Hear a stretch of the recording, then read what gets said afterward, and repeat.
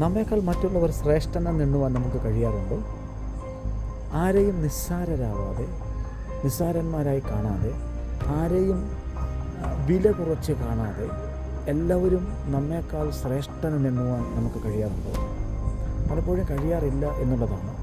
3 വയസ്സുള്ള ഒരു കുട്ടിക്ക് പോലും നമ്മളോട് എന്തെങ്കിലുമൊക്കെ പറയാനുണ്ടാവും, അല്ലെങ്കിൽ നമുക്ക് ഉപദേശം തരാനുണ്ടാവും. അത് അനുഭവത്തിൽ കൂടെ മാത്രമേ നമുക്ക് മനസ്സിലാവുകയുള്ളൂ. ബൈബിൾ പറയുന്ന ഒരു ചിന്ത ഇങ്ങനെയാണ്: ഉറുമ്പിനെ നോക്കി ബുദ്ധി പഠിക്കുക.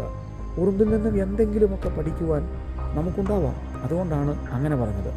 അതുകൊണ്ട് തന്നെ ജീവിതത്തിൽ ആരെയും വില കുറഞ്ഞു കാണാതെ, നിസ്സാരന്മാരായി കാണാതെ, ഈ ഹ്രസ്വമായ ജീവിതത്തിൽ, ക്ഷണികത മാത്രമുള്ള ജീവിതത്തിൽ നമുക്ക് എന്തെങ്കിലും ഒക്കെ മറ്റുള്ളവർക്ക് വേണ്ടി ചെയ്യുവാൻ കഴിയുന്നുവെങ്കിൽ, നമ്മുടെ ഒരു ചിരിയാവാം മറ്റുള്ളവർക്ക് സന്തോഷം നൽകുന്നത്, നമ്മുടെ ഒരു ഹാർഡ് ഷെയ്ക്ക് ഹാൻഡ് ആവാം മറ്റുള്ളവർക്ക് സന്തോഷം പകരുന്നത്.